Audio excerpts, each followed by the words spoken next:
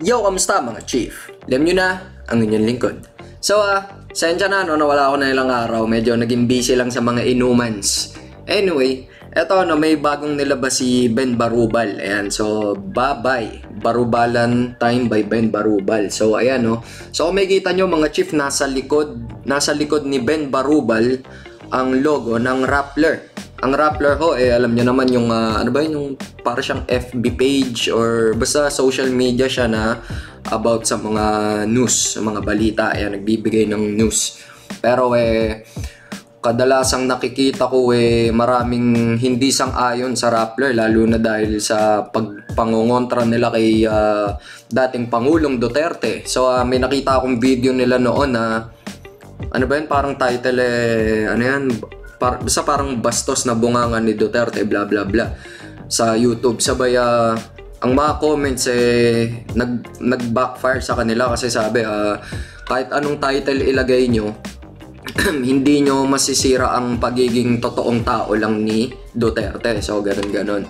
So nag-backfire So anyway, ito ngayon, Barubalan Time by Ben Barubal, Rappler ang kanyang topic. So, simulan na natin to mga chiefs sa ating bagong episode ng Let's Watch Together, na kung saan tayo may matututunan, magbibigay ng opinion at kung ano-ano pa. Let's go! All your bags are packed, you're ready to go. You're standing there outside your door. I want to wake you up to say goodbye. Bye-bye! Sa mga politika na tibole, yari Ben Barubal. Intro pa lang nangaasar na. Parang ang dilim. Tuloy na lang natin. Nandito na yung pinakamagtago ka. Kung isa ka sa kanila, hamalas ka. Pag nakita ka niya, hayari kang talaga. Yung mga politikong di parehas sa bansang Pilipinas, pinipilas ng pinakamaangas nating bida na si Ben Barubal. Rappler! Uy! Bye-bye! Bye-bye you! Oh!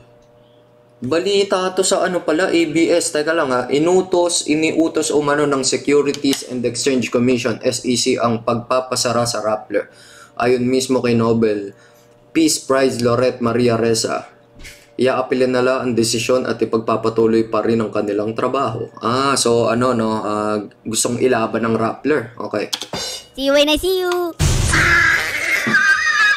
Grabe parang nung kailan lang ang ingay nila, ngayon bye-bye na sila Yan, ang kakapal kasi ng muka. Hindi na nga kayo Pilipino tapos ganyan pa kayo magbalita. Tapos sasabihin pa nito, most Marcos vloggers come from the poor. O ano ngayon At least yung pagbablog marangal, di ba? Mas pipiliin na namin maging mahirap na vlogger kaysa mabuhay sa basurang balita. Kaysa naman mayaman ka puro basurang balita naman yung alam. Parang naman yun, parang disrespect naman yung ganito. Like, because most Marcos vloggers come from the poor, a lot of them could only afford to finish high school. Wow, parang parang ang yabang naman ng ganyan datingan, sir. Porket ba, hindi ganun kataas ang estado ng buhay ng mga tao, hindi na sila pwedeng mag-vlog, hindi na sila pwedeng magbigay ng opinion.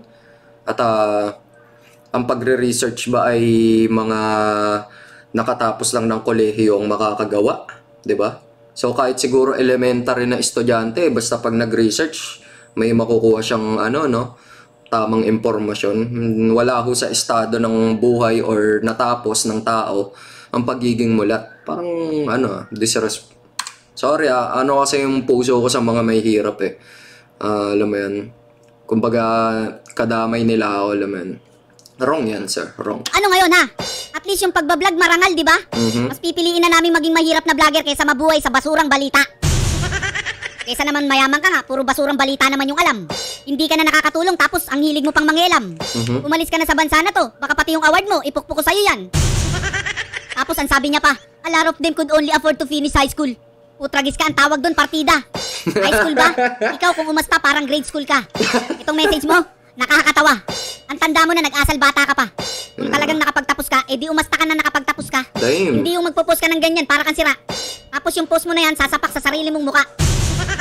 Ang lakas nung rebat ni Ron Di bali nga mayaman ka, basta huwag ka naman maano sa peking balita. Ang galing na mga rebat ni Ben Barubal talaga. Ben, tanong ko lang, bakit ba kasi nagka-award yan? Baka ganyan talaga pag yung oligarchs namumuhunan. Anong tawag dyan?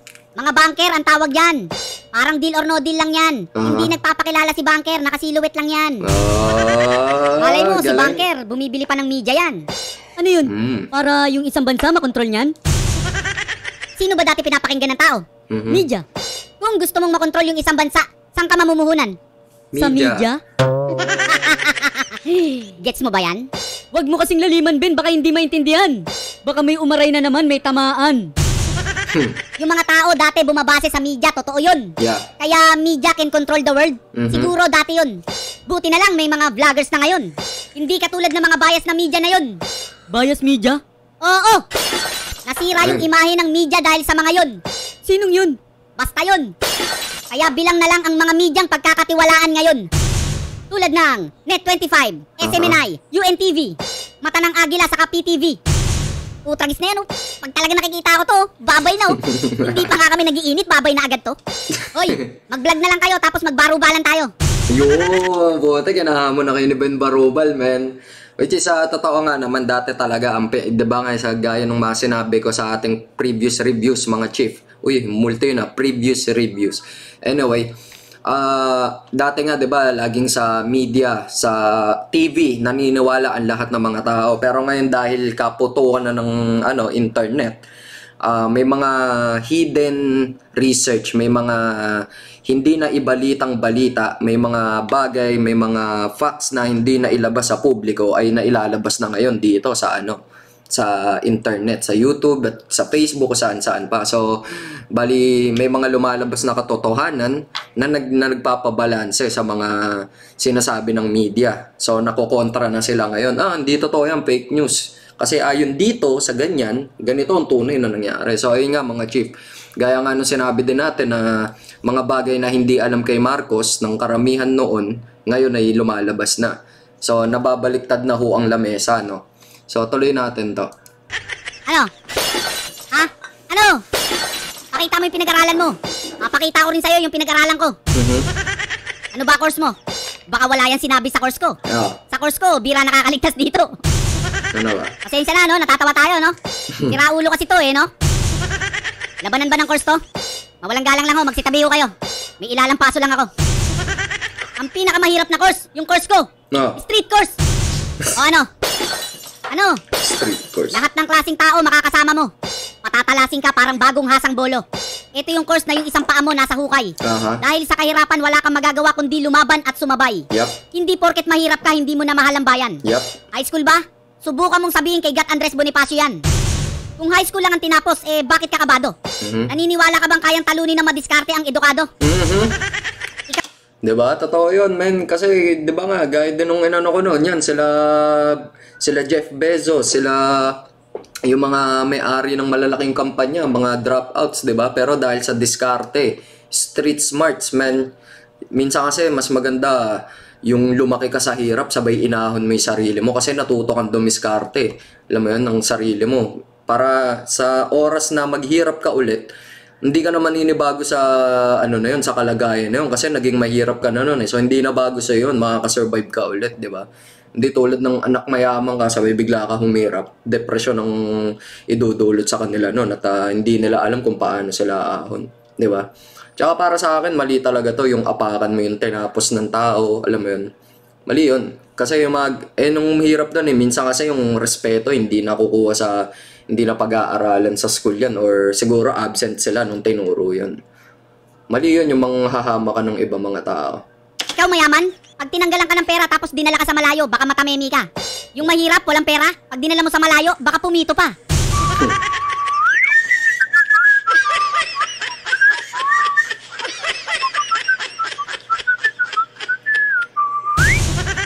Ganyan ang street course. Mahirap pero masaya.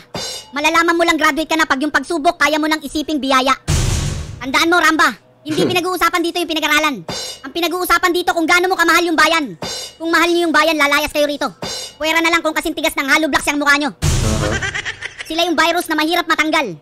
Hindi vaccine ang gamot dyan, barubal. Kasi kung may medya-medyahin lang natin yan, hindi yan matatauhan. Dapat sa mga putragis na yan, pinupuruhan.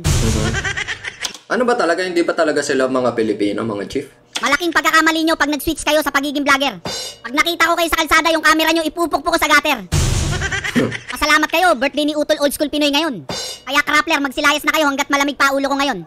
Krappler, Kaya ngayong araw na to, malulungkot yung mga salot. Alam mo sikreto para maging masaya? Huwag ka malungkot. Kayo pa malulungkot, Tatandaan ko nagkapera nga kayo sa basurang balita. O nga pala, may pera sa basura. Basurang balita. So, ano kayo ngayon, ha? Shut up na, shutdown pa. Dame. Sar na, talo pa. Dame. May taxation na, may libel pa. Dame. May fraud pa. Saan ka pa?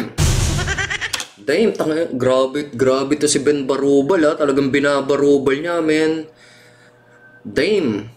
Minessage ko to, sabi ko, sir, may ano ka ba? May mga rap songs ka ba? Kasi gusto ko marinig yung nagra-rap talaga siya, eh. Kasi, lakas niya, eh. Tapos Nobel Peace Prize Award. Dapat dyan, triple case award. O kaya, mega bail award. Kaya, hoy, May mga pinapasara na kaso. kayo. Magsialis na kayo, maya naman kayo. Saka papasok na yung UBIP. Magsitabi kayo. Ay, sir. Magsitabi-sabi kayo. Yan, gusto niyo pa ako nagagalit eh. Di ba sabi mo may pinag-aralan kayo? Eh, bakit isasara kayo? May pinag-aralan tapos isasara? Huwag mo sabihin, ang bagsak nila, YouTube na. Biruin mo, fact-checker ka, tapos parang na-fact-check ka. Tapos scholar ka, parang na-drop out ka. Kung yung iba naka-finish lang ng high school, pero mas nakakahiya ka. Ang taas ng pinag-aralan mo, tapos back to zero ka. Damn. Masyadong masakit yung mga sinasabi ni Sir Ben, men. Ang sakit. Ben, tama na Ben. Yeah, tama na. Ako na-hurt, man. Grabe to. Sige na, ilayo mo na yan. Gusto ko yung hindi natatanaw ng mata ko yan. Napakatigas na ng mukha mo pag nag-apil ka pa. Ang kulit mo, Bin. Kaya maawa ka sa sarili mo, wag ka na mag-apil. Bahala ka nga. Kasi sa masa wala ka ng kaapil-apil. O gusto mo tong mapil. Tapos pag pinapakilala ng bias to, meron pang Nobel Peace Prize, laureate. Ang pangit! Yung mukha niya parang award niya, ang sarap isabit. Tapos pag si Tito Bongbong pinapakilala, lagi may anak ng diktador. They're not convinced. You're convinced. Anak kayo ng bulate. Iiyak kayo sa akin para kayong nag-labor. Sa mga politika natin wala yari Ben Barubal. Nandito na yung pinakamagtago ka. Kung isa ka sa kanila, hamalas ka. Pag nakita ka niya, hayari kang talaga. Yung mga politikong di parehas sa bansang Pilipinas, pinipilas ng pinakamaangas nating bida na si Ben Barubal. So ayan mga chief, no, natapos na natin. Grabe naman to siya, no. Ilan na bang videos ang nervyo ko sa kanya? Pangatlo na ata to, pero ngayon ko lang siya narinig na ganito, yung talagang, men, ang sakit ng mga sinabi niya. Na-scholar ka, sabay back to zero ka, yung mga ganon. Pero nandun ako sa side niya kasi para sa akin talaga napakapangit kahit anong tinapos mo, men. Huwag ka mga apak ng ibang tao na ayan, kasi high school lang tinapos mo, kaya yung mga nalalaman mo hanggang dyan lang, alam mo yun, pangit ng ganun, men. Kung natatandaan yung video ng doktor na sinisigaw-sigawan niya yung jeepney driver, parang ganun yung nakita ko. Ayoko nang ganun talaga yung mga taong nangaapak, kasi dito sa New York, men, ang daming milyonaryo dito, pero lahat pantay-pantay ang kilos, alam mo yun, walang basta nagtatrabaho ka, men, walang mga apak sa'yo, ganun. Pero, men, pangit tong ganun dahil sa estado ng buhay, mga hama kayo ng ibang tao. So, saludo sa dito, Ben Barubal. Maraming salamat at binigyan mo ng hustisya ang ibang mga tao na high school lang ang natapos. Ayan. So, ayan mga chief, no?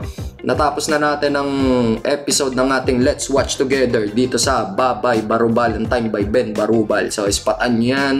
And, totoo kaya na mamamaalam ng Rappler or ipaglalaban nila. So, abangan natin. So, alam nyo na. Ingat kayo dyan and God bless mga chief.